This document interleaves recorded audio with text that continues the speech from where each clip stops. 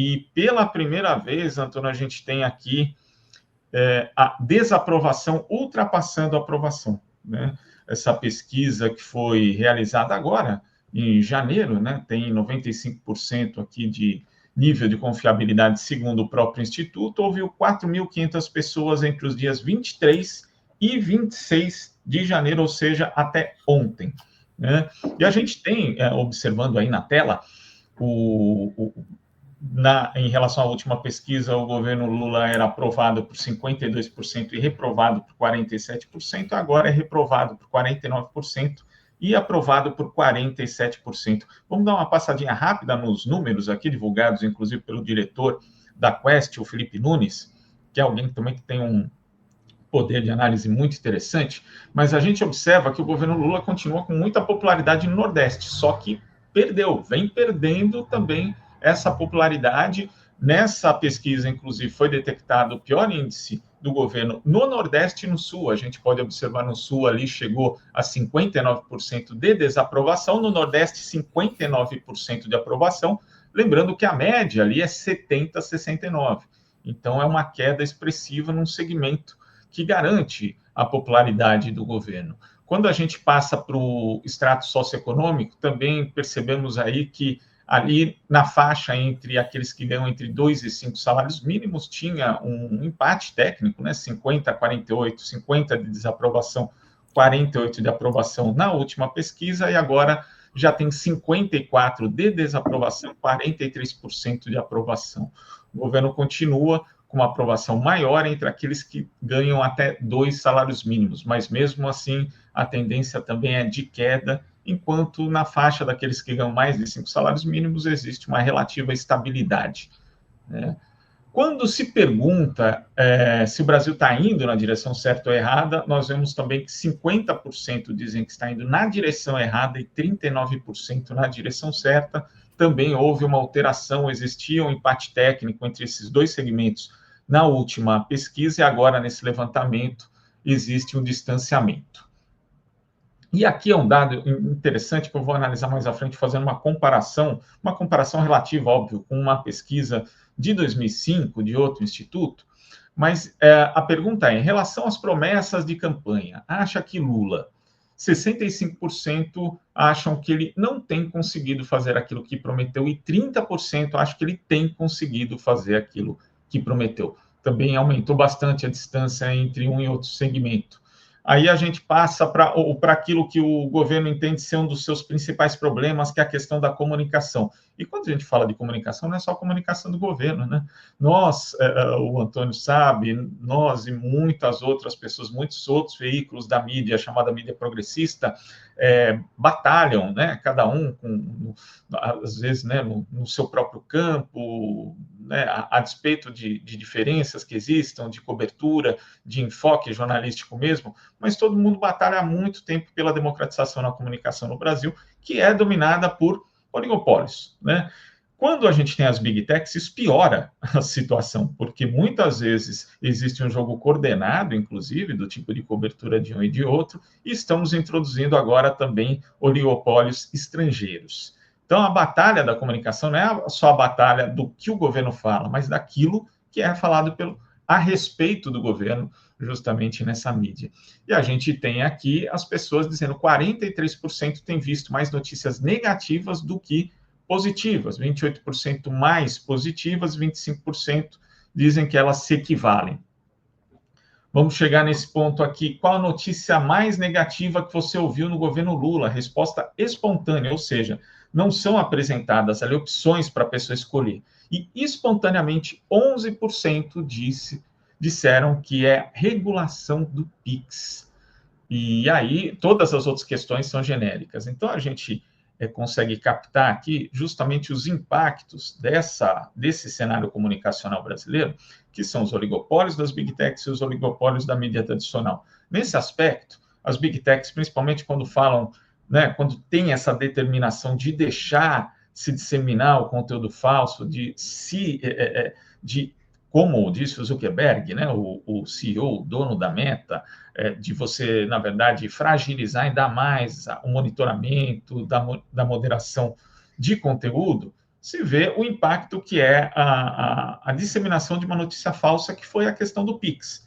Nós temos que atentar que era uma portaria técnica da Receita Federal, feita de uma forma sem que se refletisse a respeito dos possíveis impactos políticos de exploração política que poderia existir nesse cenário comunicacional que a gente tem hoje, mas ainda assim não se pode deixar de falar da responsabilidade das grandes plataformas que deixaram essas notícias falsas serem disseminadas. E é bom lembrar que, além do impacto político, teve impacto de prejuízo econômico para muita gente, porque isso abriu um veio de golpes, né? Muita gente fazendo golpe. Olha, tem aqui o imposto que você tem que pagar do seu Pix agora, passando boletos, e muita gente, infelizmente, foi enganada.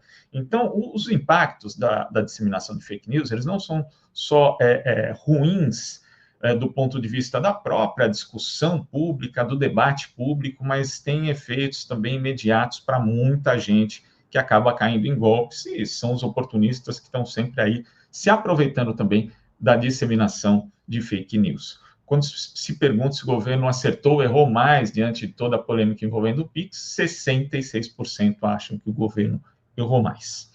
Então, fica bastante evidente aí o desconforto das pessoas, e aí, isso a pesquisa não aborda, se é o desconforto em relação àquilo que o governo pretendia fazer ou aquilo que disseram que o governo pretendia fazer.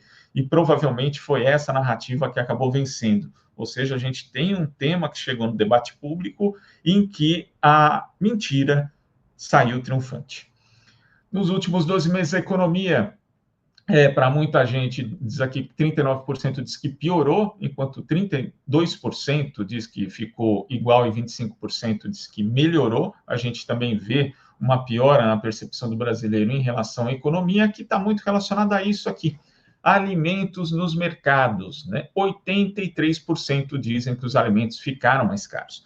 O governo está tentando propor algumas medidas para conter a alta de preços, para fazer com que essa situação fique menos pior do que está, mas a verdade é que, primeiro, tivemos aí os impactos de safra por conta dos eventos climáticos, inclusive a própria enchente no Rio Grande do Sul no ano passado, tem a questão do dólar, a questão da disputa das commodities. Quando o dólar fica atrativo e as exportações ficam interessantes, mesmo os produtores de alimentos, né, como o café, por exemplo, ficam tentados, obviamente, a exportar, e aqui o preço vai aumentar. Então, isso aconteceu com vários produtos, né? A gente sabe, com a carne, com o café, com o leite, mas também temos aqui algo que a gente discutiu, inclusive, com o Gilmar Mauro. Se você não viu a entrevista com o Gilmar Mauro do MST, depois que acabar esse programa, vá aqui no canal do Outras Palavras TV e pesquise, porque vale muito a pena, que é a questão histórica da estrutura fundiária brasileira,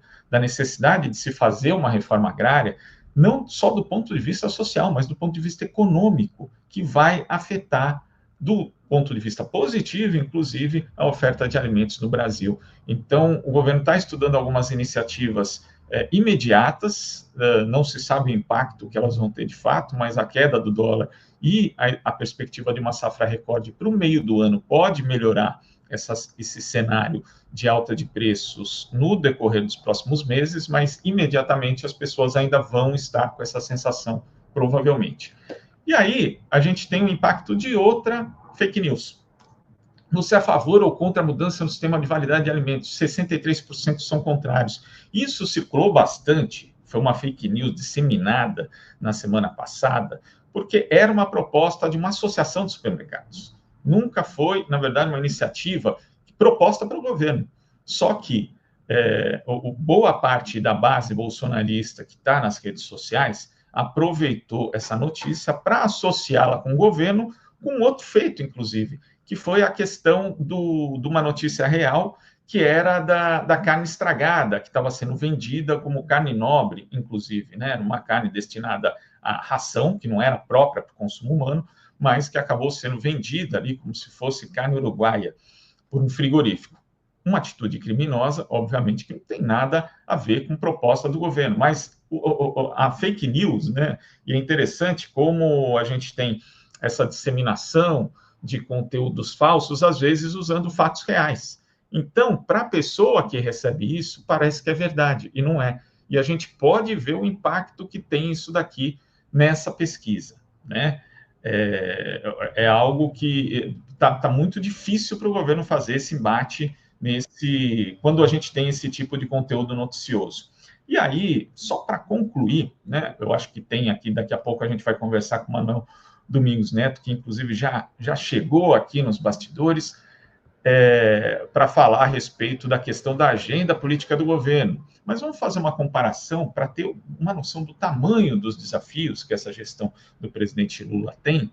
Quando a gente. Aí, outra questão, né, a taxa das blusinhas também, que só para completar essa questão das fake news, porque isso foi aprovado pelo Congresso Nacional, para a gente lembrar, num acordo, né, fechou a alíquota de 20%, e àquela altura a gente precisa lembrar também que o governo já estava contrário à taxação. Quem estava a favor e quem aprovou foi a Câmara dos Deputados, o Senado, inclusive por iniciativa, como a gente pode ver aqui, né, do insuspeito William Vac, porque é um antipetista de carteirinha, anti-esquerdista também, de uma forma geral, mas dizendo que a iniciativa foi do presidente da Câmara dos Deputados, Arthur Lira. E o que acontece? A extrema-direita ela não trabalha só com conteúdos fixos, ela trabalha também com uma questão que é o trabalho no senso comum. Então, você vai minando, nós aqui do Outras Palavras temos, inclusive, feito várias objeções à política econômica do governo e do Ministério da Fazenda, comandado por Fernando Haddad, mas tem uma coisa que não se pode dizer que o governo fez, foi aumentar imposto para pobre. E, no entanto, você trabalha com senso comum, cola a taxa de blusinhas no governo, cola qualquer hipótese de tributação dizendo que vai prejudicar os mais pobres, cria um apelido para o ministro, chama ele de taxare, você vai trabalhando esse senso comum, e se o governo não trabalha justamente para desfazer essa noção falsa baseada no senso comum, isso vai colando. Né? Então, isso é algo muito perigoso que o governo não tem feito, que é o embate rotineiro, embate cotidiano. Não digo só o governo, não. O campo progressista, de uma forma geral. Os movimentos também não têm conseguido fazer esse embate, as entidades, e é muito difícil, porque é um cenário desigual esse das mídias sociais. E só para completar aqui, tem essa pesquisa que é olha só, do Datafolha, né? Só que é do Datafolha de dezembro de 2004. A gente está falando do primeiro governo Lula, está falando de 20 anos atrás, né? Dezembro de 2000, um pouco mais de 20 anos, né? 20 anos e menos de um mês, que mostrava a aprovação do governo Lula. Eu acho que as diferenças, inclusive, eu vou falar muito rapidamente aqui, dão a dimensão de como o cenário político mudou, né? Naquela época, o governo ainda não tinha ali a sua base, já tinha uma base muito forte entre aqueles que ganhavam até 2 salários mínimos, mas era mais bem distribuída do ponto de vista geográfico, né? O governo começava a ganhar popularidade na região do Nordeste, e àquela altura, por exemplo, 49% diziam que Lula tinha feito menos do que se esperava que ele tivesse feito no Brasil, inclusive semelhante ao da pesquisa Quest, só que isso não se refletia na popularidade dele de uma forma tão forte, o que mostra que hoje as opiniões estão muito mais contundentes. É um cenário, quando se diz polarizado, mas polarizado nesse sentido. Todo mundo tem opinião sobre todo tipo de tema, porque tudo isso circula nas redes sociais, e as pessoas não só se veem obrigadas a falar sobre isso, mas também elas têm convicções muito duras. E, naquela época, a principal preocupação era o desemprego. E hoje, segundo a pesquisa Quest, é a violência. E, de novo, a gente está entrando num campo que é muito propício para a extrema-direita. A extrema-direita tem soluções simples que não são soluções fáceis porque não são fáceis, e é isso, né? Não vão resolver nada, só que esse tema foi dominado justamente pelo trabalho que eles têm no senso comum.